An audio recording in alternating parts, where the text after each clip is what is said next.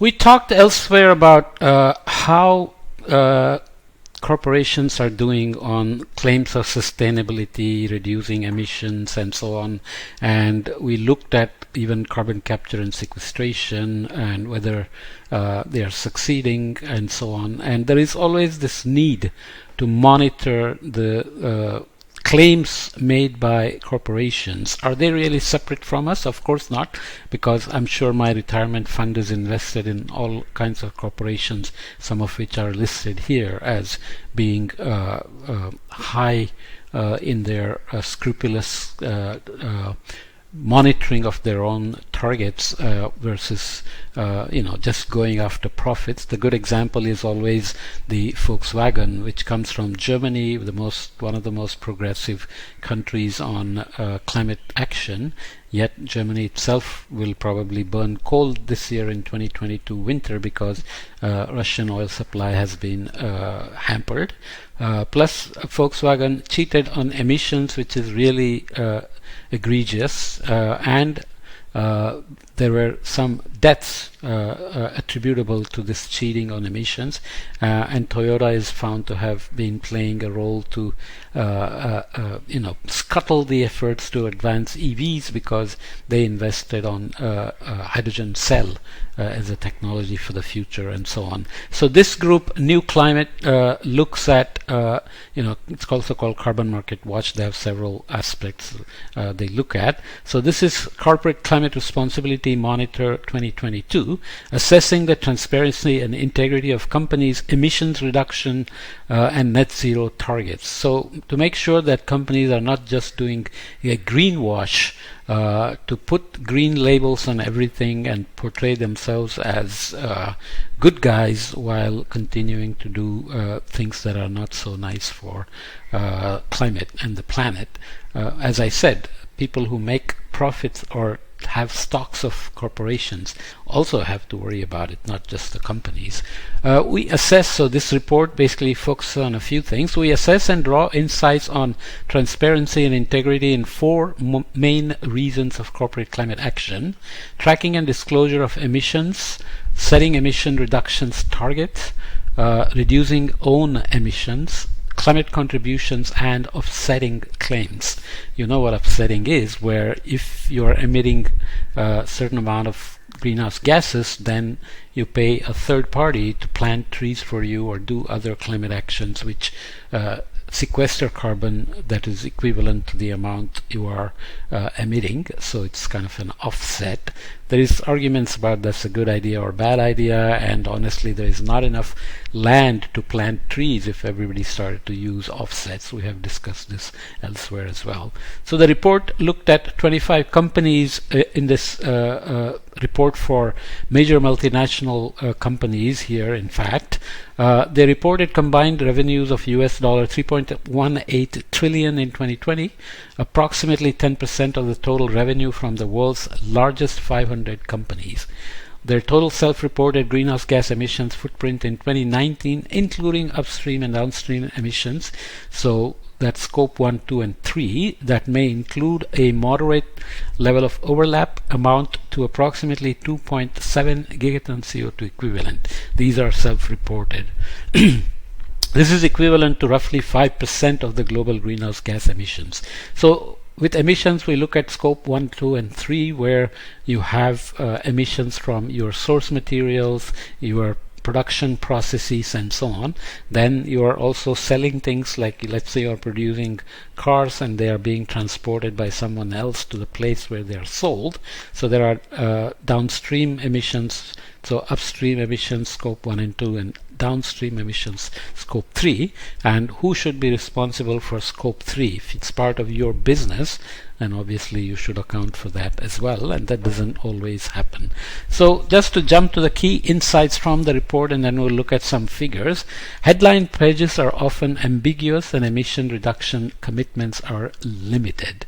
This is not unexpected because the main goal is to satisfy the customers, the stakeholders, the governments, and have a good image.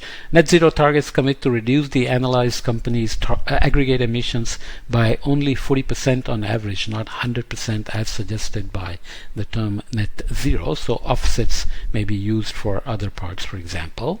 All of the 25 companies assessed in this report pledged some form of zero emissions, net zero or carbon neutrality target, but just 3 of the 25 companies, Maersk, Vodafone and Deutsche Telekom, clearly commit to deep decarbonization of over 90% of their full value chain emissions, including Scope 3, by their respective target years of their headline pledges.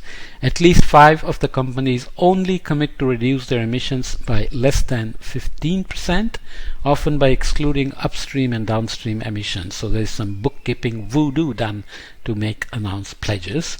The 13 companies that provide specific details on what their headline net zero pledges mean commit to reduce their full value chain emissions from 2019 by only 40% on average.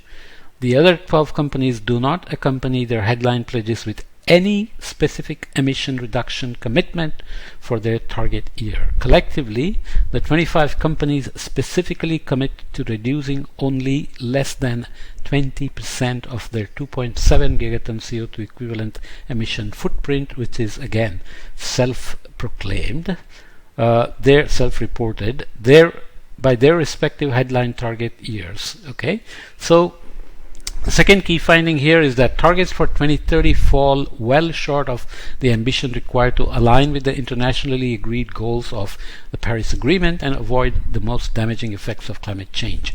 So Paris Agreement agrees to keeping the global warming by 2100 well below 2 degrees centigrade with a probability of about 67%, and also aim for staying below 1.5 degrees C if possible. So there are various caveats there. So whatever pledges you make, your emissions reductions pathways by 2030 have to be on track to meet those drawdown requirements to hit the global warming targets. Among the companies we assessed, 15 of the 25 prominently report interim climate targets. However, our analysis finds that the average emission reduction commitment of full value chain emissions between 2019 and 2030 is just 23%, if we exclude the 5 companies for which we could not identify any commitment for emissions reductions post-2019. This compares to the need to cut global greenhouse gas emissions by 40 to 50% between 2010 and 2030. We are way behind already, equivalent to approximately half of 2019 emissions levels, to be in line with the goal to limit global warming temperature increase to 1.5 degrees C. Pretty much clear that we'll blow past 1.5 degrees C, and as I've commented elsewhere, these are not entirely scientific targets. These are kind of guardrail policies, 2 degrees C on 1.5 degrees C. It's not entirely clear how many additional bad things will happen compared to what's already happening, for example, in terms of floods, droughts, wildfires, health impacts, hurricanes, cyclones, sea level rise, and so on. Keeping that in mind, we are looking here at integrity of corporate net zero pledges, and these are the gradings given by the assessment newclimate.org.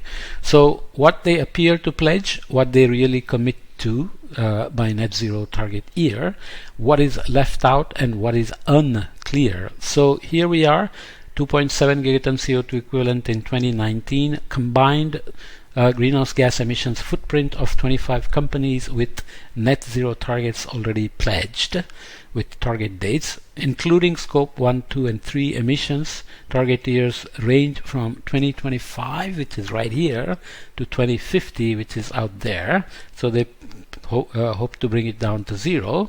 What they really commit to is only about 0.5 gigaton CO2 emissions reduction, CO2 equivalent. So methane and nitrous oxide HFCs are converted to CO2 equivalent using greenhouse warming potential, residence time, and concentrations. Okay, so additionally here you have 0.1 gigaton CO2 equivalent in terms of offsetting plants, which are not completely solid, especially if you run out of space to plant trees, for example, by then.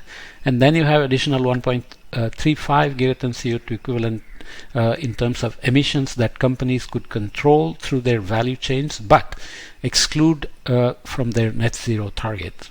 Could be scope 1, 2, or 3 emissions they could manage. What remains unclear is 0.7 gigaton CO2 equivalent, emissions under ambiguous net zero targets with no specific emission reduction commitment. So we have to watch out for corporate lingo, which sounds very bold and promising, but constant monitoring, reporting, and evaluation or verification are needed.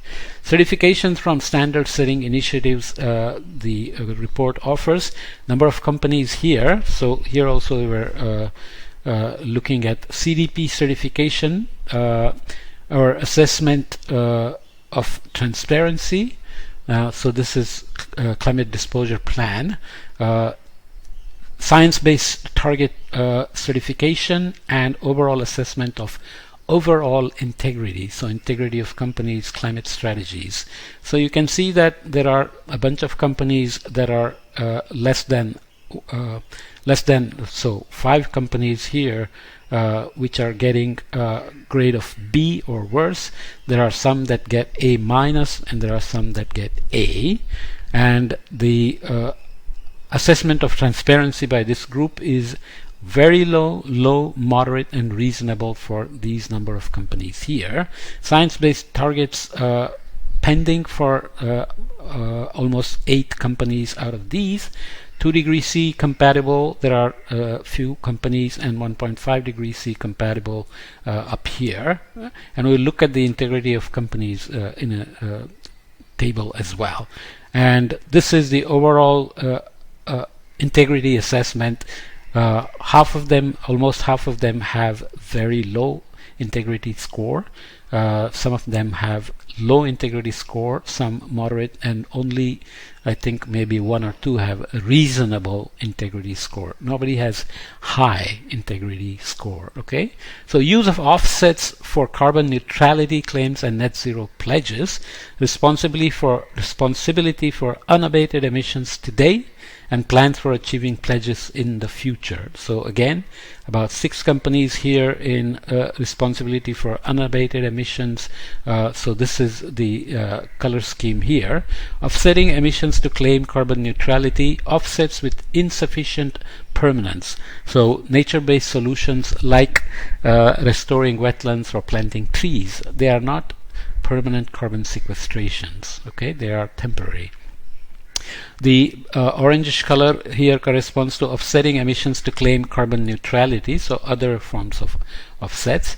Offsetting emissions to claim carbon neutrality, no published details on the type of offset, so they are here in plans for the future, and uncertain about potential offsetting plans in this gray here. Climate contributions without a neutralization claim, so almost 4 or 5 companies here, and not assuming responsibility for unabated emissions, almost half of the companies. So overall, it's not great news in terms of use of offsets for carbon neutrality claims and net zero pledges. Even though offset is a way of saying we'll take care of it, don't worry, and delaying things or relying on the third party to say, for example, if you pay China to plant trees for you, there is somebody who's auditing for additional carbon sequestered by those planted trees, which already is not a permanent sequestration. So there's all kinds of details that are missing. Looking at overview of good practice for corporate climate responsibility, I won't go into the details, but here tracking and disclosing emissions and good practice and good practice performance in terms of transparency and integrity. So you can see that comprehensive disclosure, there is fairly low score in terms of overall transparency and integrity, only 6 out of 25. In terms of setting specific and substantiated targets, which includes coverage of emission sources, emission reductions in the pledge, and interim targets by 2030, let's say. The scores are like this. So in terms of coverage of emissions resources, there is reasonable coverage for 19 of the 25. In terms of transparency and in terms of integrity, it's reasonable score for 15 out of 25. Emissions reductions in the pledge itself is very low, only 1 out of 25 in terms of transparency in emissions reductions pledges, and very low in terms of integrity as well, with only 3 out of 25 doing well in pledges of emissions reductions. For example, this includes setting specific emission reduction target that is independent from any offsetting and aligned with 1.5 degree compatible trajectories or benchmarks for the sector as their main headline pledge. Okay, so all these details matter here as well. In terms of interim targets, reasonable, 15 out of 25, but integrity is very low. So the goal is not to scream at companies. As I said, I don't really consider them as separate entities. The entire socioeconomic system is tied up with their stocks, profits, and greed, if we can use that word.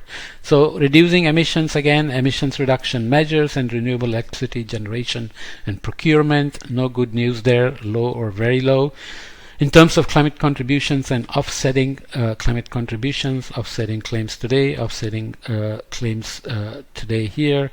In terms of avoid misleading claims, avoid misleading pledges.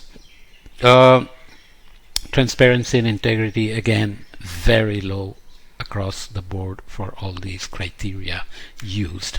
So we can then look at overview of companies assessed in Corporate Climate Responsibility Monitor 2022 in terms of high integrity, reasonable integrity, moderate and low integrity pledges here, transparency, integrity, and where the report is in the page in terms of page numbers. I won't read the whole list, but there is a list of companies among 25 which fall in very low integrity as well. So reasonable integrity, Maersk net zero by 2040 has reasonable scores in terms of transparency and integrity. Moderate integrity, Apple, Sony, Vodafone, so carbon neutral by 2030, 2040, 2050 and 2040 here. Again, transparency and integrity, you can see the scores there in terms of pie charts. And our great friend Amazon, Deutsche Telekom, and I also again want to point out Google, IKEA, Volkswagen, which I mentioned before. Various targets, but scores are low in terms of integrity when combined transparency and integrity are considered. So this is for some of my friends who are obsessed with success stories of billionaires and companies and pledges of companies, and Al Gore said there is a revolution, a tipping point has arrived, game changer has arrived in terms of corporate practices and so on, and yet these things have to be kept in mind in terms of pledges versus practices, transparency and integrity in terms of committed actions on what the pledges are. Okay?